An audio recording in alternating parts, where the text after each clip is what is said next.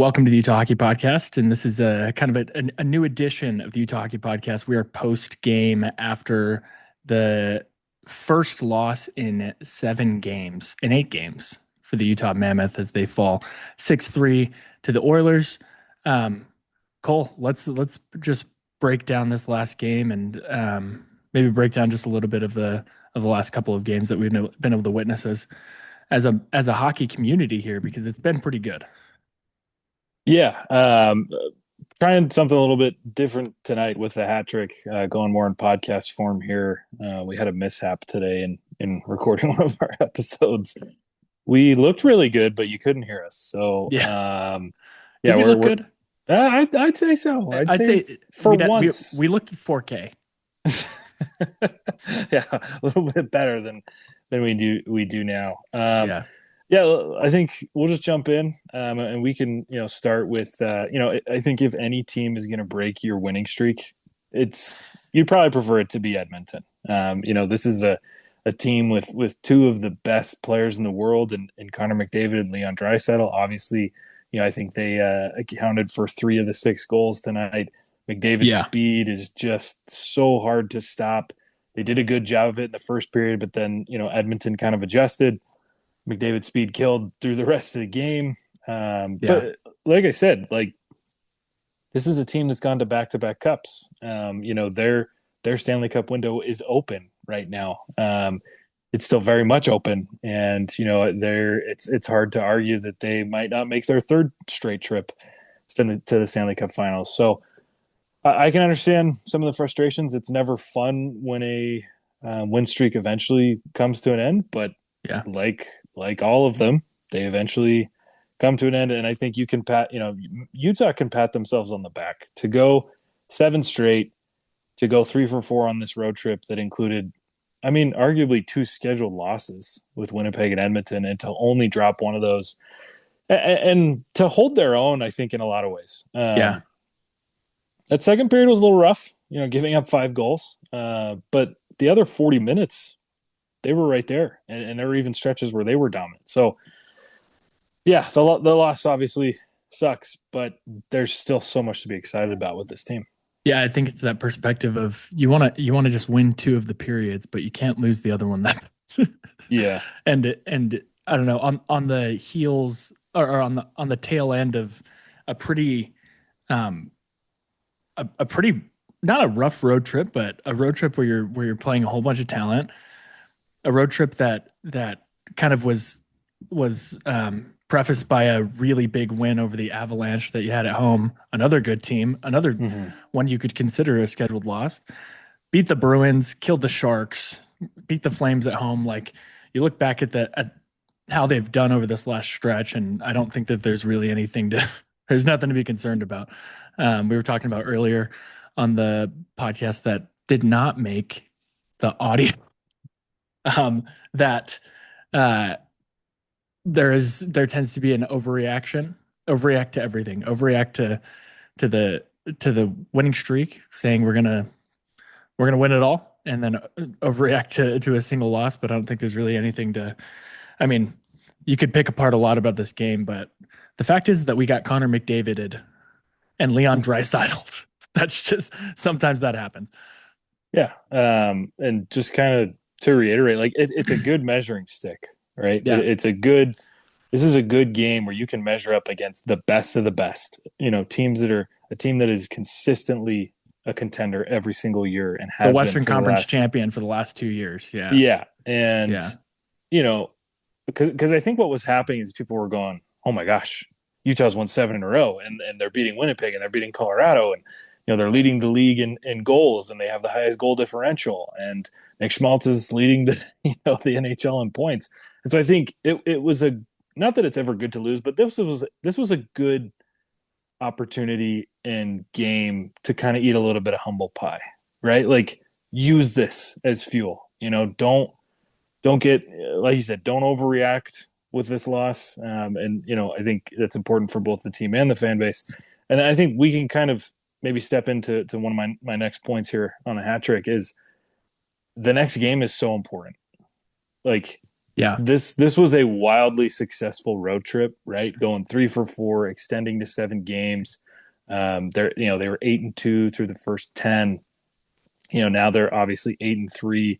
So wildly successful. This team is still playing really good hockey. Yeah. That first period had my head spinning. I mean, to be honest, I texted a couple people. I called my dad. I'm like, what are we watching right now? This is just silly. They're Yeah. they're out here dominating Connor McDavid and Leon Draisaitl. I actually tweeted before the second period. I said Edmonton wasn't awake. I expect a response here and some pushback. Now I didn't expect 5 goals, but with that being said, I don't think anybody should. no, Yeah.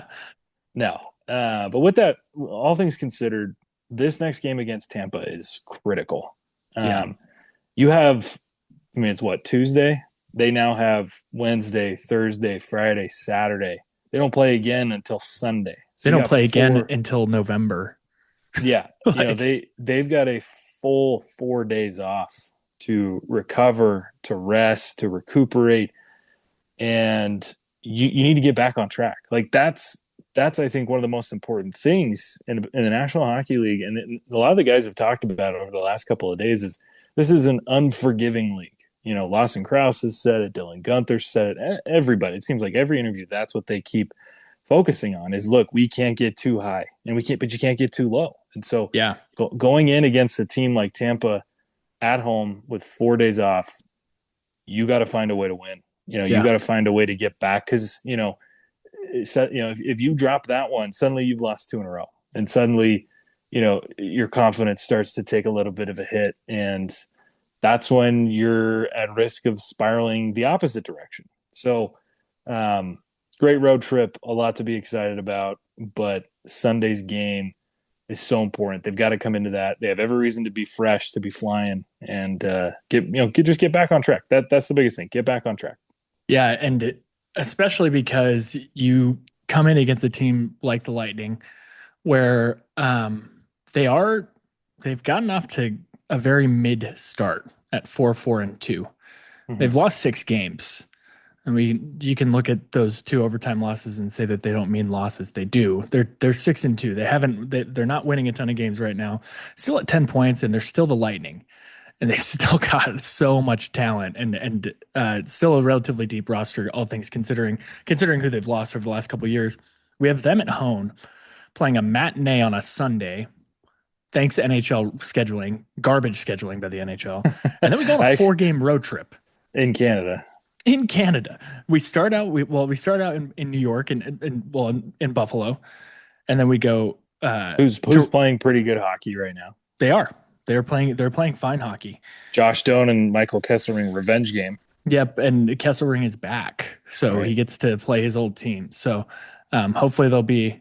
I don't know. I'm excited for that one, just because I really like both those guys, but I hope that they play poorly in that game. And then we we have them on next Tuesday. And then we play the Maple Leafs on Wednesday. So back to back again, NHL scheduling. Thank you. That's great. Give us a week off and then make us play back to back in Buffalo and 2 back-to-backs. Toronto. Yeah. And then we play and then we have 3 days off in between the next game. Like it's wild. Then we play in Montreal and then in Ottawa. Once again, 2 teams that are playing good hockey. Montreal's looking like one of the better teams in the league, and Ottawa is still garbage franchise, terrible city, but a good team with a lot of good players it's a losable. All of these games are losable games. Mm-hmm. So, I need to get back on the horse, and we need to take half of this road trip. Just looking ahead. Well, and the rest of the league has now forgotten that 7-game win streak. It's over. It's in the past. And I hope the team has too. Yeah, and you've come back to earth. So now it's time to focus, to refocus, and like we said, Sunday's game is so important because then you go back on the road. You're playing all these good teams, and there's a whole lot of reasons that those teams are going to be hungry to try to beat you. I mean, as great a guys as Josh Doan and Michael Kesselring were, they've got this one circled. They were just dealt for JJ Peterka. They'd love nothing more than to get their revenge and show, this front office that they made a mistake. And the Buffalo Hockey Podcast is saying the same thing about JJ Peterka. So it's good. Yeah, yeah. Well, and you know that the Buffalo fan base is not going to be very kind. There's I not hope going the to be game a sells out, tribute and I hope they video boo to him. JJ Yeah, Paterka. yeah. I don't think there'll So be much of a tribute no, from the fans. no. It'll probably just be a sign that says like a crayon drawn sign because they allow signs in that stadium that just says "Welcome Cran. back, JJ." Yes. So anyway, important to get back on the horse. Can't let this one get you down too bad. And then just moving on to, I think, kind of my last point, and we'll transition here quickly to answering some questions. Yeah, The kid line may be one of the best trios in the National Hockey League. I know a lot of people are saying, oh, well, they're the best young line. No, I would darn near argue that they're one of the top lines in the NHL as of right now. Is it sustainable? It certainly looks that way. yeah, They were definitely the bright spots in tonight's game. Cooley starts, opens the scoring with an incredible goal off an amazing dish from Dylan Guenther. The patience on that shot until the slightest, faintest window opened, and to go top shelf with that was just unbelievable. And then Paterka's goal was what this front office traded for him to do, right? Is to, you know, help generate turnovers, get in on the rush, attack through the neutral zone, enter the zone quickly, and put a shot on net that beats goaltenders. And that's exactly what he did. yeah, I don't think the stats have updated for on Money Puck, which is a great website. If you guys are looking for advanced stats, definitely check them out.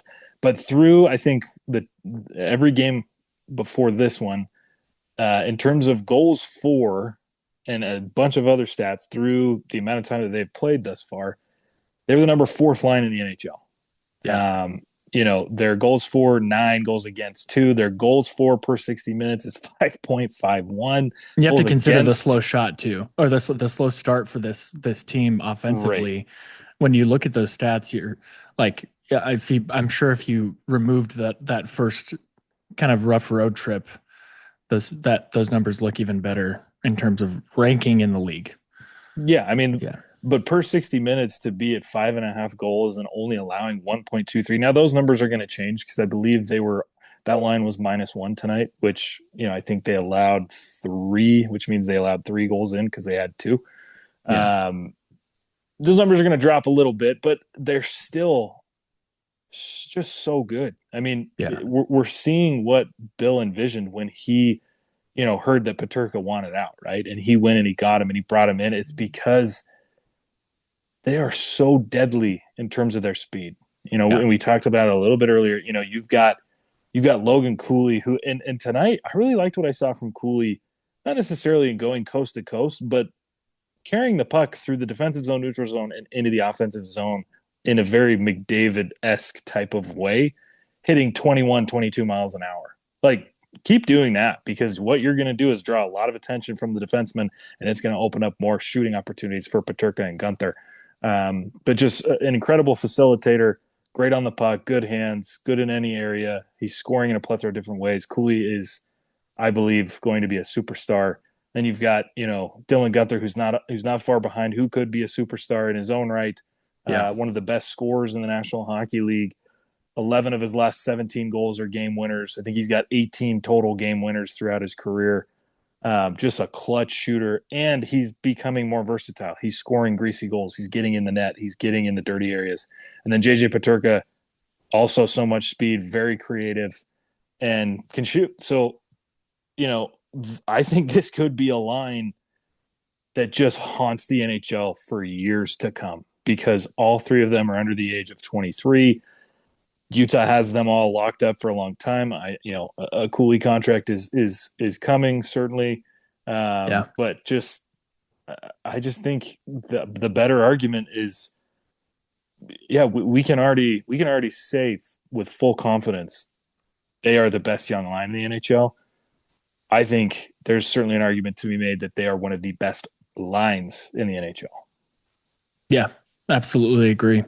Let's move on to these questions that from Twitter, from X.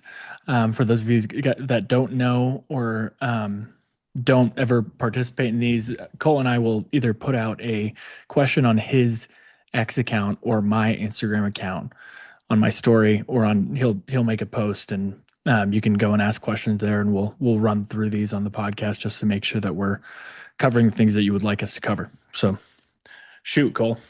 Yeah, we'll kind of, I think, just kind of rapid fire here. Yeah. Don't have a ton of time to really dwell on any of these. Yeah. From Nacho Likes Puck, Jackie, good friend of mine. Do you think the team's current success is fueled more by early season excitement, or do you see this as real growth that will keep building? And the second part, curious, do you think if we might see Daniil Boot get a call up, or what kind of production it'll take for that to happen? Um, I do think it's a little bit of a combination of early season excitement, but I would lean more towards growth.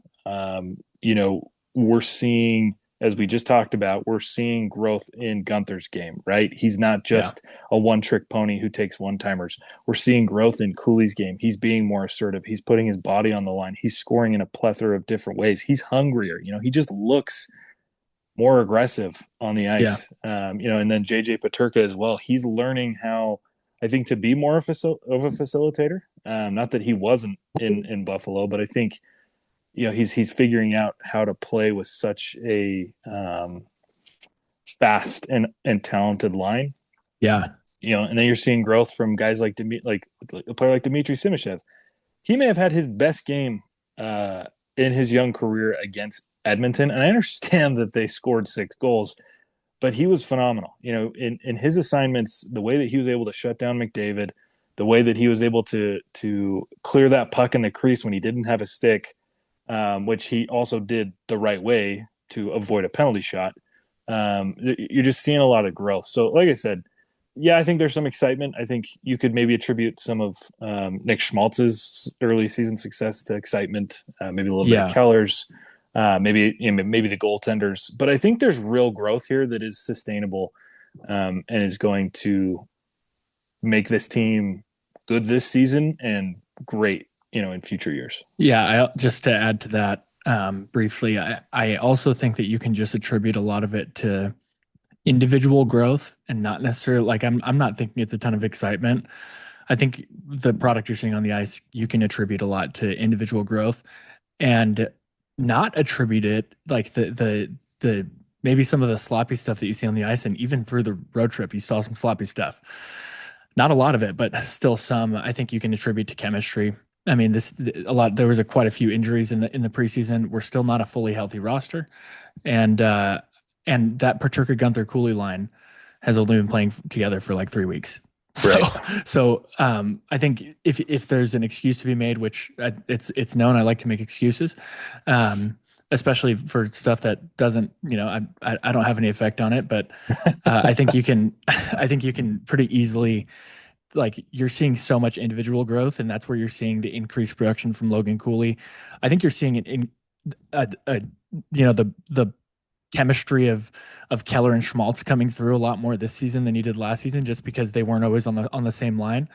The addition of JJ Paterka has kind of cemented that Cooley Gunther Paterka line, and that line's still figuring it out, and they're playing really well together. But you do see a lot of individual greatness from those 3 players, and um, once that line clicks and really gets rolling, I think you're going to see even more production. So I do think that the product we're seeing on the ice is something that's sustainable.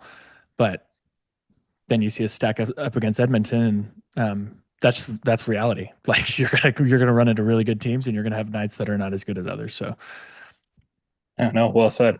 Second half of that question, really quick. I think there's one of two ways that I should preface. I think we'll see Daniil Boot at some point this year, same. but I would lean more towards, excuse me, maybe injury. Where maybe a couple Same. guys go down for a Yeah. couple weeks or a month or something like that, and it's just an opportunity to bring him up, see what he can do, as He's killing it in opposed the to. A. Yeah, no, he He looks is. he looks like one of the better players in the AHL right now. So Yeah, he'll be the first. There's not another forward that's getting called up right, meaningfully. exactly. I mean called up to play, not called up to sit. Like, you will see players just right. reserve players coming up to sit, but That was that's not Agazino boot. for the Yeah, most part. exactly. Boot, Yeah. and but if he's going to force his way into the team with production, he's got to be pushing AHL All Star level. I mean, that's what Josh Doan did last year. That's what Dylan Yeah. Gunther did the year before. He's doing well. I don't think he's necessarily doing well enough at this point to force his way onto the team. So I would lean more towards Yeah. an injury happening, and it's bound to happen at some point. So we'll see kind of how things progress on that end. Let's see. Where do you? So this is from Uncle Freedom B Mac 188. Where do you realistically see Utah ending up this season? First round, playoffs, second round, finals. Um, to start off on this one, and I think we can just kind of go really quickly here.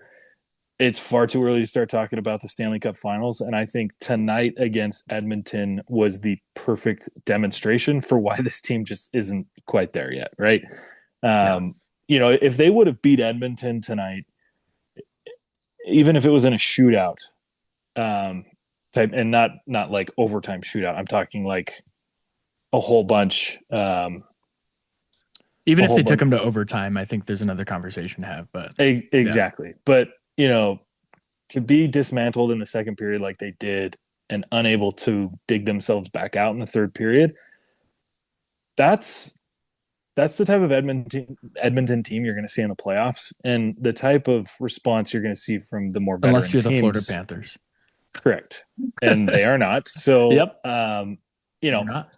yeah, the streak was a lot of fun. I think the streak put a lot of people into like, oh, could we win the Stanley Cup? No, I Put don't them think on a so. lot of people's maps. I think that Yeah, maybe put the league on notice of like, oh, this team is actually a playoff team. Like this team is yeah, a team that's gonna really push for not just a wild card spot, but push for top three in the division, and then make some noise in the playoffs. Which yeah. which I think is my answer to the question. I think you can expect a really competitive Utah team in the first round. Again, it's the playoffs, Mhm. so I don't know who do we pull in the first round. How do we show up with a bunch of we do have the reason why you bring on guys like why you trade for guys like Sergachev, why you trade for guys why you sign guys like Tanev and Schmidt and trade for guys like even Ole Mata. Um, that you get those guys for for cup experience. So who knows? Who knows what you do when you make it to the playoffs? But my whole focus, if I'm the Mammoth, if I'm the GM, if I'm the coach, is get into the playoffs. Yep. Just get into the playoffs.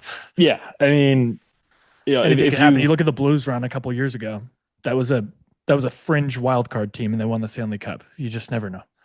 for sure, if you want me to put a floor and a ceiling on this team right now, which I think is still hard to do, I'd say floor is playoffs. I think this team has showed that they will be a playoff team. Yeah, That's the lesser, more difficult, thing to really establish here.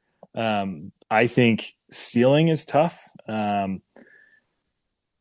As of right now, based on how they've started the year and what we've seen from the top, the kind of the top forward lines and the defense and the goaltenders, I think ceiling. If I had to put something there, I'd say second round. I just think at the end of the day, yes, those the veterans are going to help this team, and you're going to have to rely on that in the playoffs. But the fact that I believe only one of your top six forwards who are your yeah, most productive have yet to experience what the playoffs are like and how elevated your game has to be, and how you cannot give teams 5-0, five unanswered goals in a second period. That to me is what ultimately I think is going to cap Utah as at a ceiling of second round. Now they could prove me wrong, they yeah, could prove me right. It's very early to tell, but if we're gonna put kind of those labels, that's where I see things right now. yeah. And our playoff experience isn't like you're saying, isn't from our productive players. It's from our role players. Mm, So it's from role players, from depth forwards and depth defensemen, and then of course Mikhail Sergachev shouldn't, and then a backup goalie.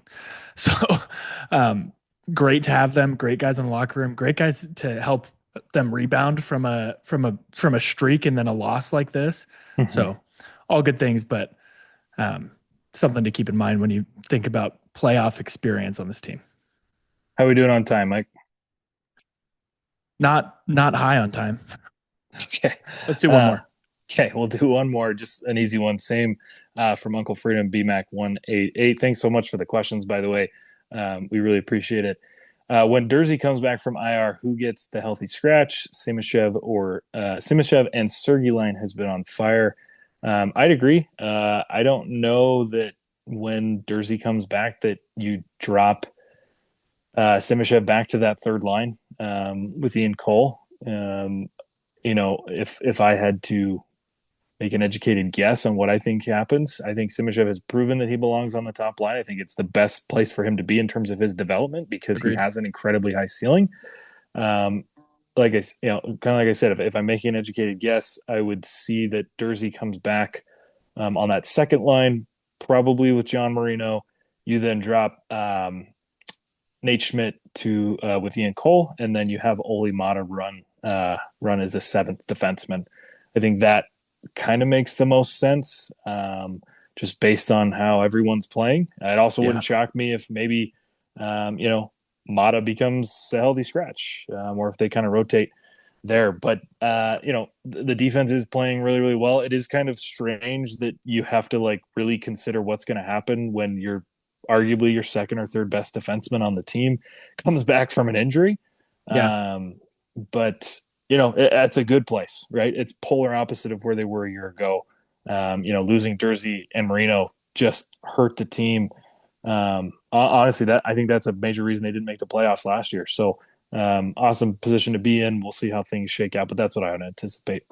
Yeah, the fact that it's even a question is good. And when you have weird road trips like this where you're playing back to back, it's pretty helpful when you have talented defensemen that you can scratch and give a night off, and then have fresh legs the next night when you're playing when you have a rough road trip. So um, that's all for tonight. Thank you guys for listening on the Utah Hockey Podcast. Of course, find us on the KSL Sports YouTube page, Apple Podcasts, and Spotify as well. So thank you for listening.